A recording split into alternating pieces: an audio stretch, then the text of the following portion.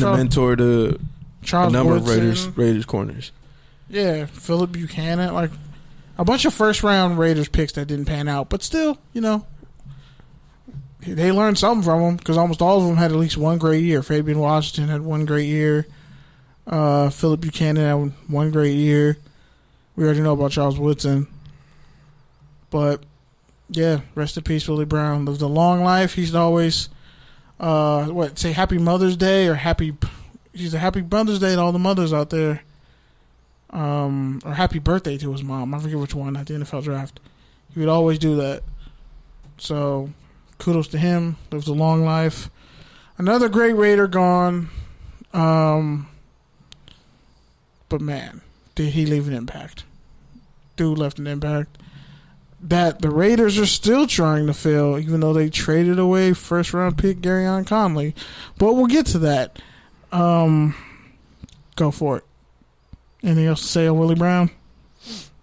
Not much, man. I mean, you just hope that the legend of a player like that is continued to be told, and that these kids find his NFL films clips on YouTube and really do their due diligence to the history of the game. But I mean, the Raiders have had great corners since. But he had a pick six in the Super Bowl. Lester Hayes, Willie Brown, Charles Woodson, Rod Woodson, even though he was old. I'm missing somebody. Ronnie Lott, even though he was old. Somebody else between. What's that other dude's name? Jack Tatum? No. Jack Tatum is also part of that lineage, but Dr. Death. Another corner? Yeah, there's somebody in between Woodson and Willie Brown.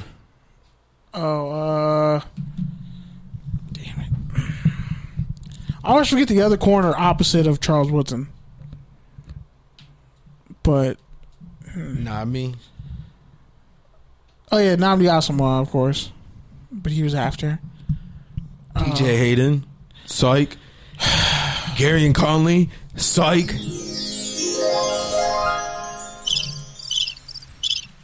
And on that note, we switch to the next topic because we had to put some love on that because P was going to a dark, dark place. The Oakland Raiders. Route. There, I said it. Stanford route. Why do they keep taking Stanford route? Had one good year. And Madden, and also Isaiah Johnson is in the wings. Stop drafting the University of Houston cornerbacks. Most of them end up being like cats who played receiver, running back, and flopped, and they're just trying to make it a DB, and it doesn't work there either. I think the only one is like William Jackson III for the Bengals, and the Bengals suck this year. So there you go. If only the Raiders had taken Tre'Davious White. But, if they didn't hate LSU defensive players for some reason, then maybe they'd be better. Server, you really opening candy on the mic to where I can hear you? Wow. Ew. Oh. Because if you I want to talk to you? If you are, pass me one. Yeah. That's how you sound, Pete. That's how I sound. Hey, shout out to this podcast is sponsored by Annihilators in Oakland before the gentrification.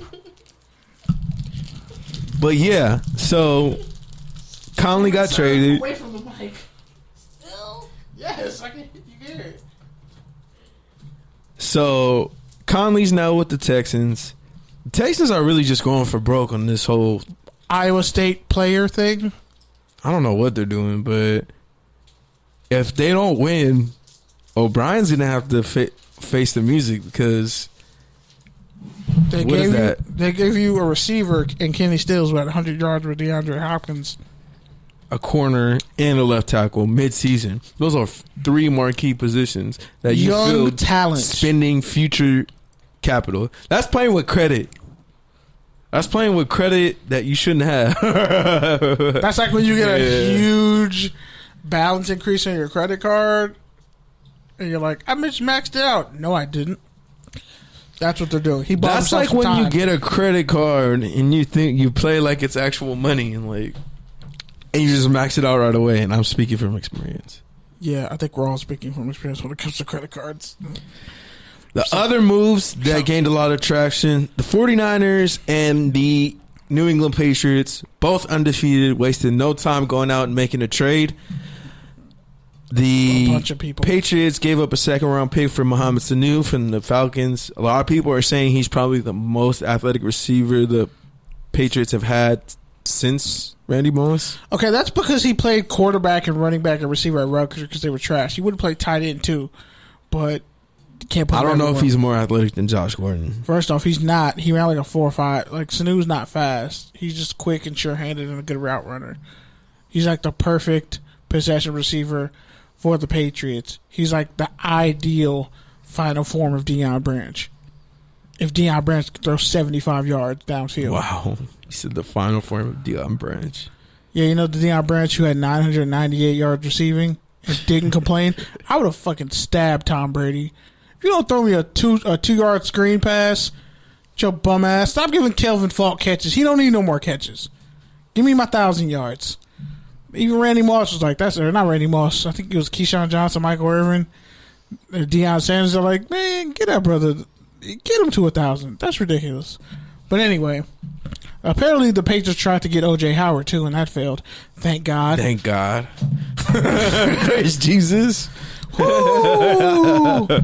Got lucky on that one. You put that dude in the Patriots offense, he's going to have 80 catches for 1,200 yards and 10 touchdowns. And it's what, week 8? That's the type of production at running a 4.5 at 6'3", 250. Like, O.J. Howard and the rest of those receivers in Tampa Bay are just lingering, and it's sad. And on the other side of the coast, the other conference, the other undefeated team. Also, the Patriots traded Michael Bennett to the Cowboys. Which I was going to get to later, but... I thought we were talking about Patriots, so I mean, I figured we could just go all in. Yeah, which the Cowboys added some more depth to their defensive line. They've got That's scary, a pretty though. versatile group. Him and Tyrone Crawford are very similar in their talent. But yeah, back to the 49ers. They also made one of the bigger trades of the week by getting Emmanuel Sanders for a third and a fifth round pick. Third, fourth, and fifth. So it was like a third, a fifth, and a. It was third, like a fourth, third and a future fifth. Yeah, but they also got a pick back. They got a fifth, I think. I think they got a fifth back, and they gave up a fourth or something like that. A third and a fourth. Something like that. Because I think they got a fifth, but those were the 3 picks involved. We should probably fact check it, but whatever. We'll live. That's about it. I actually think that's a perfect move for them because he's like the perfect receiver. He's Pierre Garçon 2 years ago before Garçon blew out all his knees. Yeah. And it's perfect for that Shanahan offense because he likes undersized, speedy guys. He's undersized quick. He's not speedy, but he's undersized and quick. He is fast, though. They're trying. But they have Marquise Goodwin. They have him. They have Dante Pettis. They have Debo Samuels. They're trying. They're building build a West Coast offense. I was gonna say they're trying to get what the Chiefs have going on with just a bunch of speedy ass receivers. George Kittle is their best receiver, which again the Raiders passed on another Iowa tight end. But yeah, they're essentially just going to keep running the ball, play good defense, and just throw it deep. Bro, they have 4 running backs who can. They have 4 running backs who could start in the league.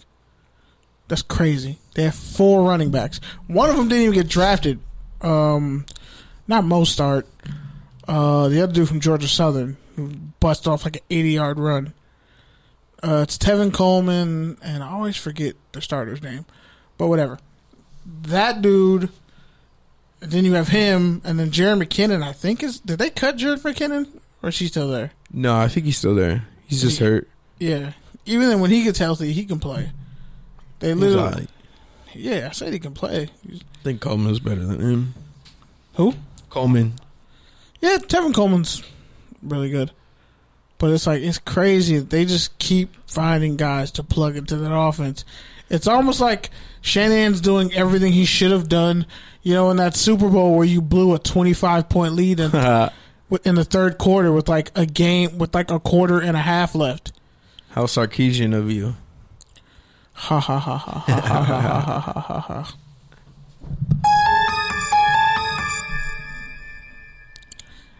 Boy, I just think it's ultimately... I'm just mad that I have to like talk about how good the Niners are.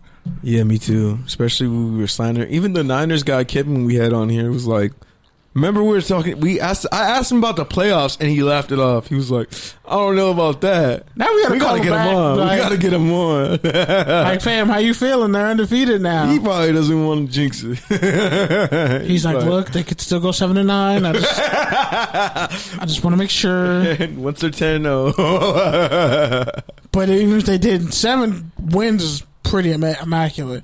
Unlike the Patriots, they've had a pretty tough schedule. But what I Patriots literally have like the easiest schedule. What I wanted to talk about is just overall the culture of the NFL changing. For a long time, like teams never made trade, but slowly over the past few years, we've seen more and more trades go down, especially mid-season, especially at the trade deadline. Cleveland made a trade. Yeah. Austin Corbett, he played in Nevada, really athletic swing lineman. They should have never played him at left tackle. They tried him there, then bumped him at guard. They tried him at center. Cleveland never really had a place for him, even though he should have been at guard the whole time. And he was supposed to be Kevin Zeitler's replacement. But whatever. I think with the Rams, that offense, it suits his blocking skill perfectly, and they need athletic guards on the inside for the Rams. And I think they gave up like a third. They gave up a cheap pick for him. Yeah, so anyways, like I was saying. Yeah, sorry, I just had to interject. Clearly. Oh, no. I just think it's crazy how the culture's really completely changed. And I don't know if it's because the Patriots and the Rams are just so aggressive in the trade market and they kind of set that tone. But especially at the top, man, to see the top 2 teams essentially go out there and get better, like, that rarely happens. Usually in football, it's that whole white dude arrogance of like, oh, we play our best. Nobody can beat us. Like, all 32 teams think that when that's not always the case. And Bill Belichick keeps finding ways to skirt the rules. But we'll get to that later. But you know what's crazy? There's like, they did a statistic or graphic showing that if the Patriots offense never took the field, they'd be 3-3-1 this season. So still better than half of the AFC.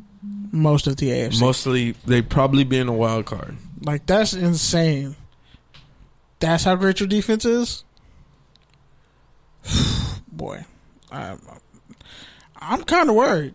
Like, I don't see any... And they keep putting pieces around Tom Brady, so I don't really see this train slowing down anytime soon.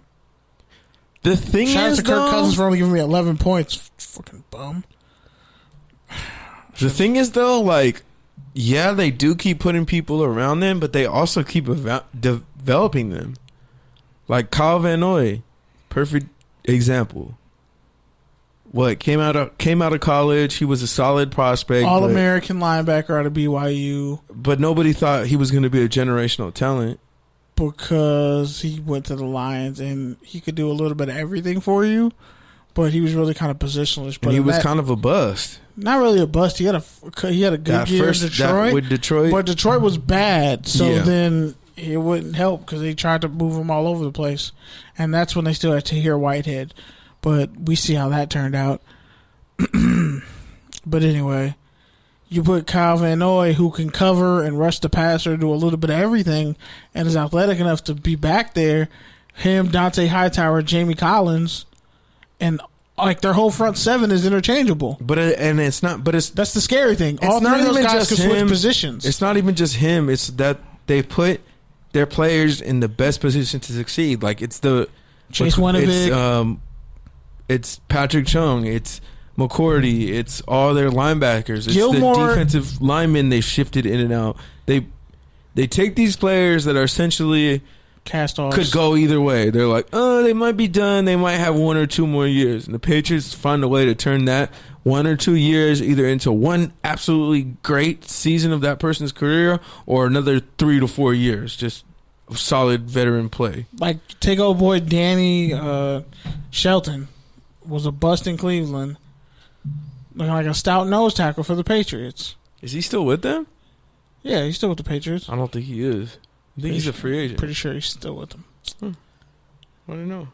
You're going to Google it. Yeah, you're right. But anyway, you also have... They draft well, too. Chase Winovich was right there in the second round. and the Raiders passed on him, and now they have no pass rush.